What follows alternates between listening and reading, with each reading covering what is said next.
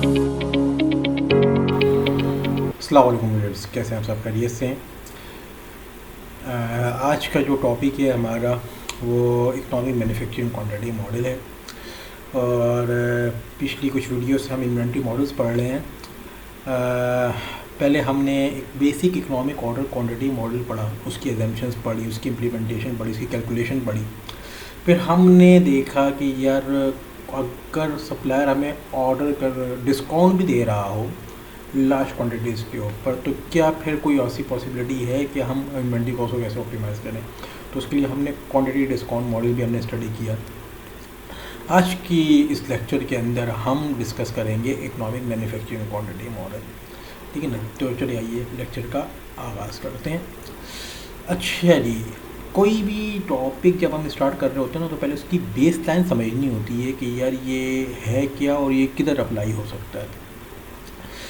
देखें, मैंने आपको पहले लेक्चर में भी बताया था कि मैन्युफैक्चरिंग बिजनेस के लिए वो बिज़नेस जो कि कोई प्रोडक्ट बनाता है और फिर बना के सेल आउट करता है, उसके पास इन्वेंट्री की 4 टाइप्स होती हैं।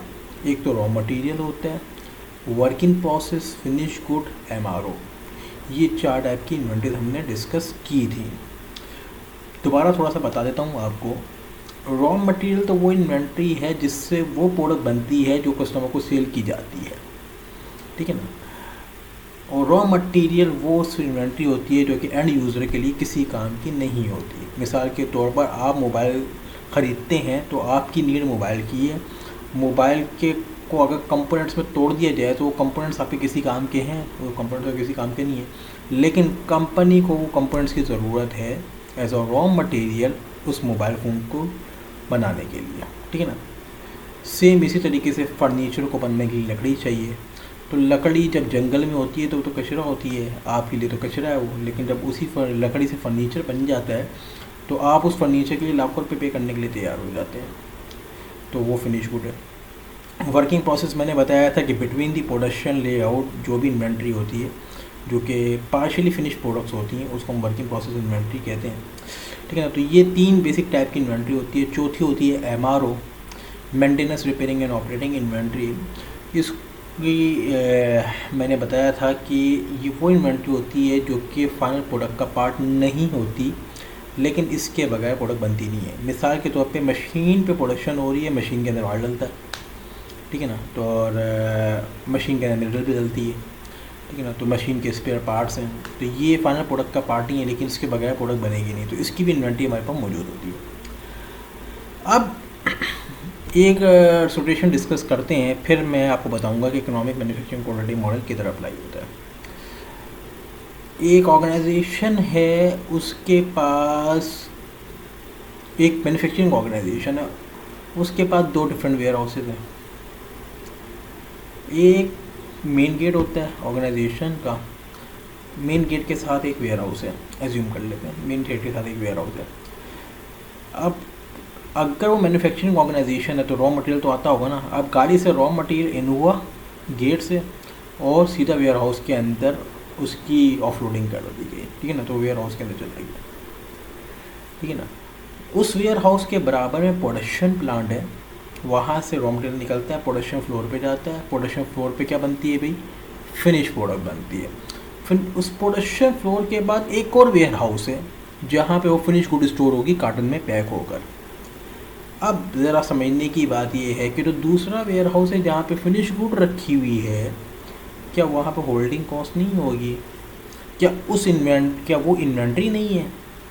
क्या उस इन्वेंट्री की कॉस्ट को ऑप्टिमाइज़ करने की ज़रूरत नहीं है? बिल्कुल है।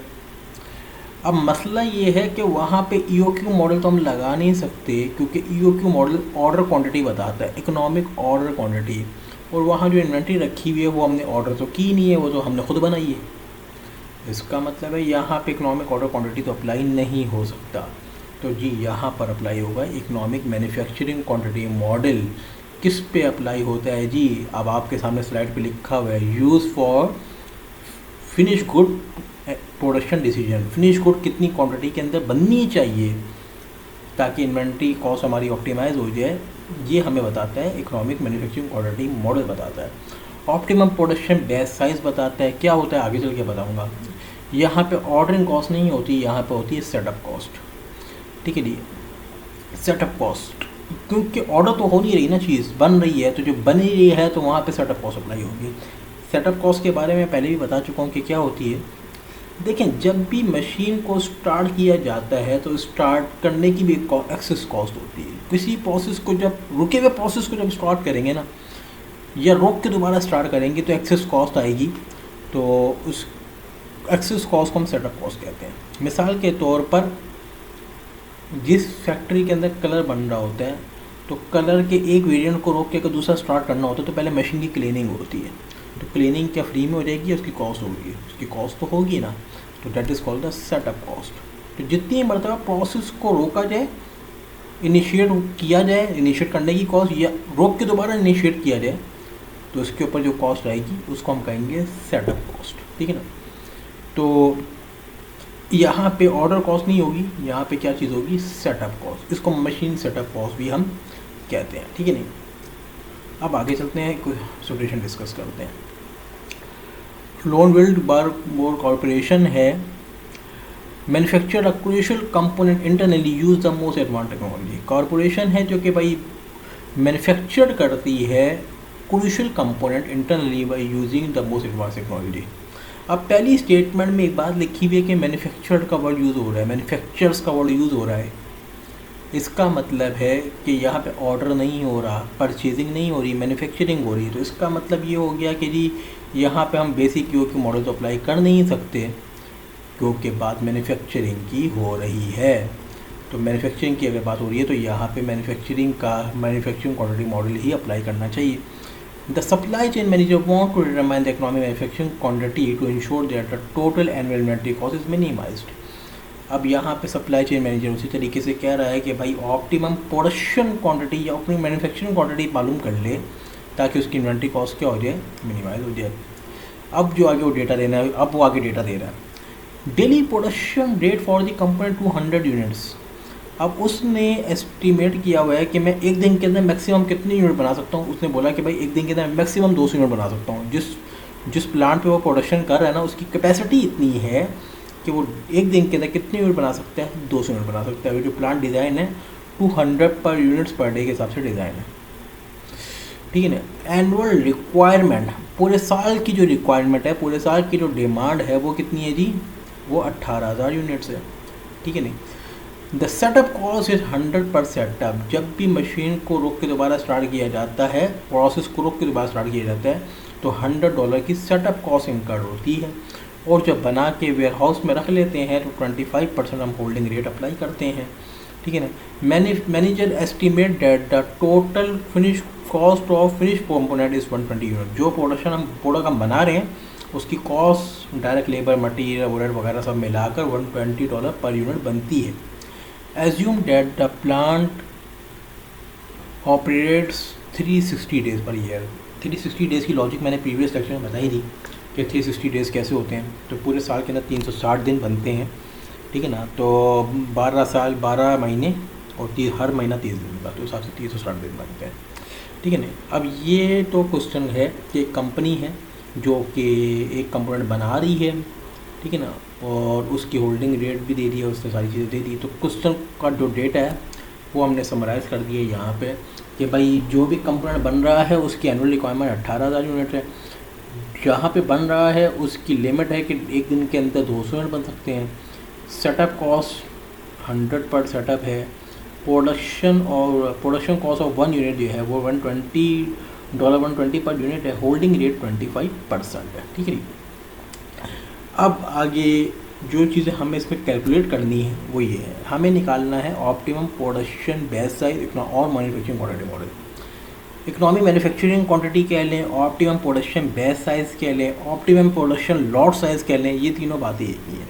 इसके बहुत सारे नाम होते हैं, कुछ इसके नाम है प्रोडक्शन क्वांटिटी मॉडल भी कहते हैं, मैन्युफैक्चरिंग क्वांटिटी भी कहते हैं, ऑप्टिमम प्रोडक्शन बेस साइज़ भी कहते हैं, ऑप्टिमम प्रोडक्शन लॉट साइज़ भी कहते हैं।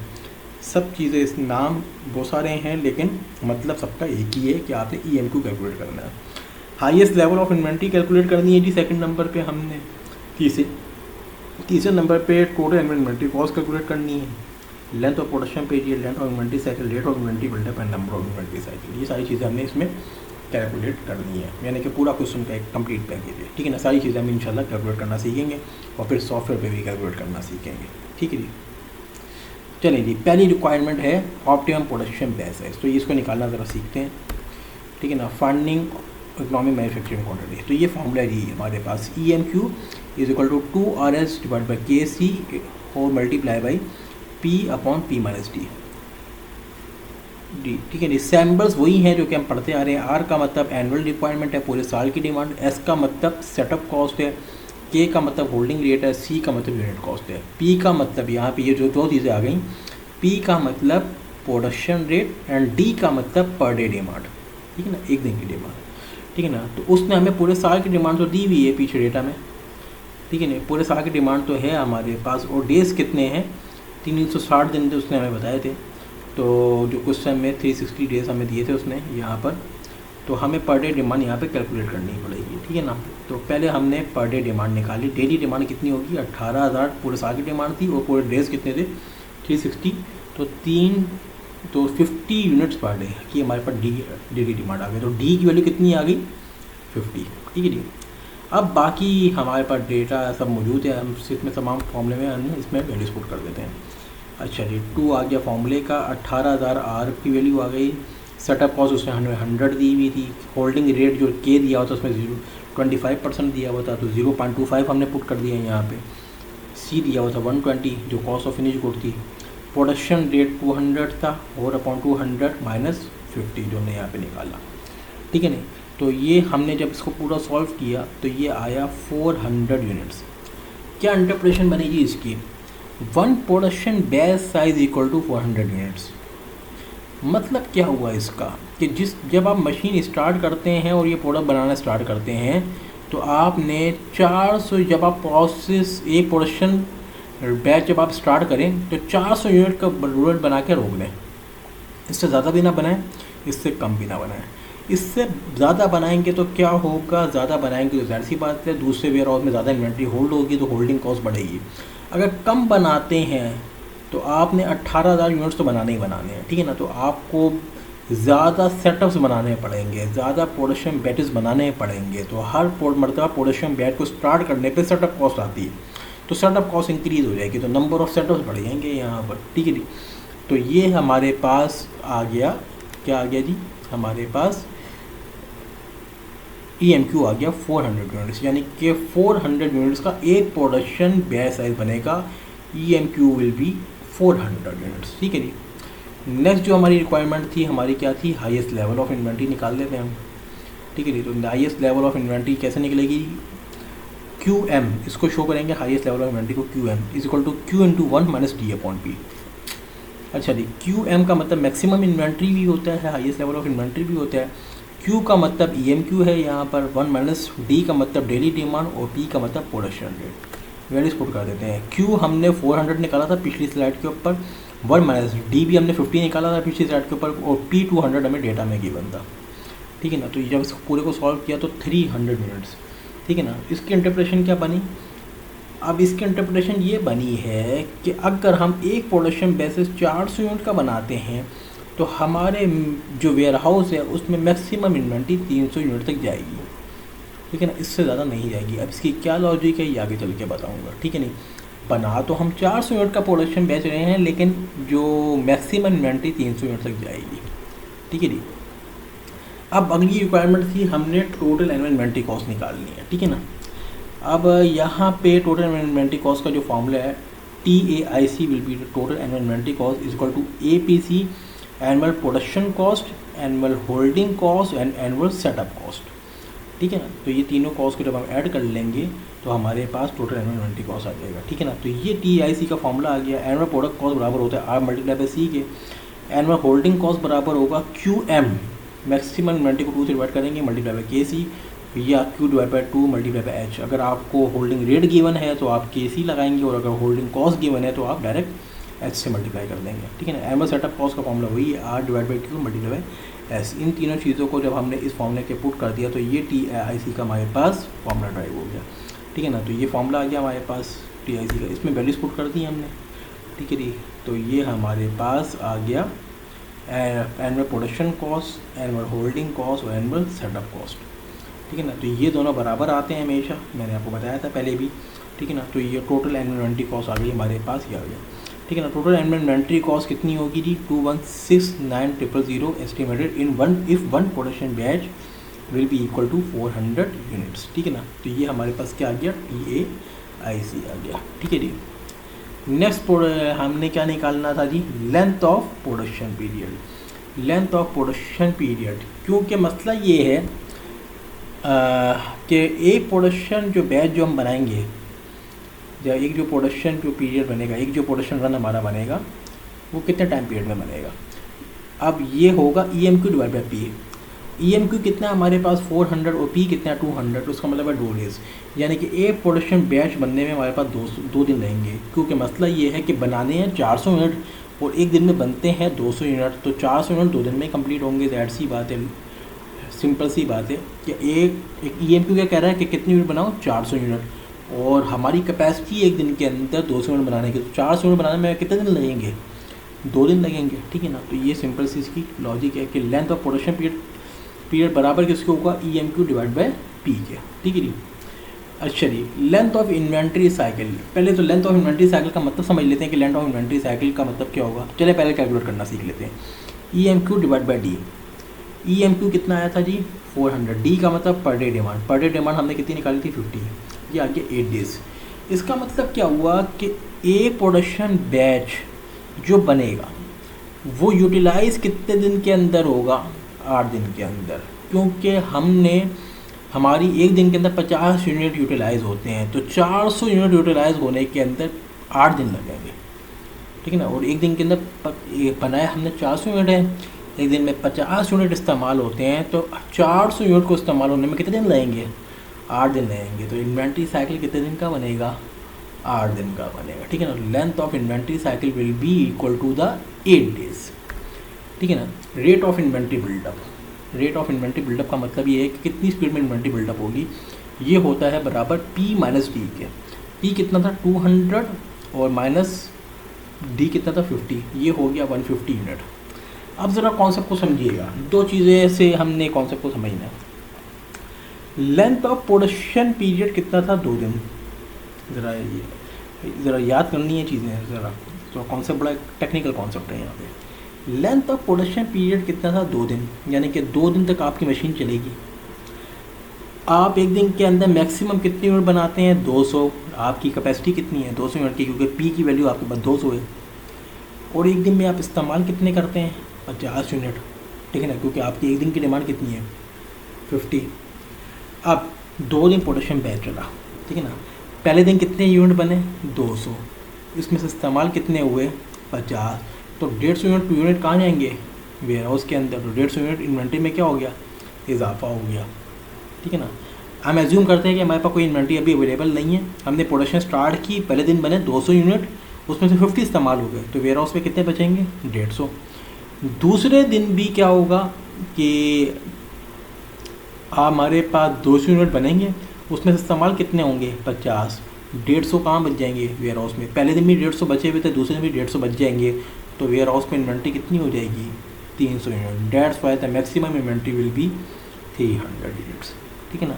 तो 300 यूनिट से ऊपर इन्वेंट्री नहीं जाएगी, क्योंकि वो जो 2 दिन आपका प्रोडक्शन बैच चल रहा है उसके अंदर इन्वेंट्री यूटिलाइज भी हो रही है। तो आप 400 यूनिट का जो एक प्रोडक्शन बैच 2 दिन में बना रहे हैं, तो उसमें 100 यूनिट तो इस्तेमाल हो जाएंगे, तो मैक्सिमम इन्वेंट्री आपकी कितनी बचेगी, 300 यूनिट की बचेगी, ठीक है ना। अब ये आ गया कि भाई लिहाजा यही बात है कि हम होल्डिंग कॉस्ट जो है QM पे लगा रहे थे, हम Q पे नहीं लगा रहे थे, ठीक है ना। तो जो मैक्सिमम इन्वेंट्री जाएगी होल्डिंग कॉस्ट भी उसी पे लगेगी, ठीक है जी। तो नंबर ऑफ़ इन्वेंट्री साइकिल कैसे बनेंगे जी, number of inventory cycle 360 divide by 8, यानी कि 8 डेज़, यानी कि एक इन्वेंट्री साइकिल हमारे कितने डेज़ का था, 8 डेज़ का, तो 45 साइकिल बनेंगे पूरे साल में, ठीक है। या फिर आप नंबर ऑफ सेटअप्स निकाल लें, R divide by Q। R कितना था 18,000 और Q कितना था 400, तो ये भी कितना आएगा 45। तो नंबर ऑफ़ इन्वेंट्री साइकिल्स या नंबर ऑफ़ सेटअप्स हमेशा कितने आएंगे भाई, बराबर आएंगे, ठीक है जी। तो ये था हमारे पास EMQ मॉडल। और उम्मीद है कि आपका कॉन्सेप्ट क्लियर हो गया होगा। और ये हमारा मेरा मैनेजिंग इन्वेंट्री के ऊपर मेरा लास्ट लेक्चर है। अब आगे हम दूसरे टॉपिक के ऊपर इंशाल्लाह वीडियोस बनाएंगे और लेक्चर करेंगे, ठीक है ना। कोई भी अगर आपको कंफ्यूजिंग हो तो आप कमेंट सेक्शन में आप पूछ सकते हैं, ठीक है ना। इसके बाद फिर हमारे पास आगे पाइपलाइन में और भी हमारे पास कोर्सेज़ हैं इंशाल्लाह, उसका भी हम जल्द आगाज़ करने वाले हैं, ठीक है ना। तो इंशाल्लाह आप इन टच रहें चैनल के साथ, आपको यहाँ पे काफ़ी एजुकेशनल कंटेंट इंशाल्लाह मिलेंगे। अल्लाह हाफ़िज़।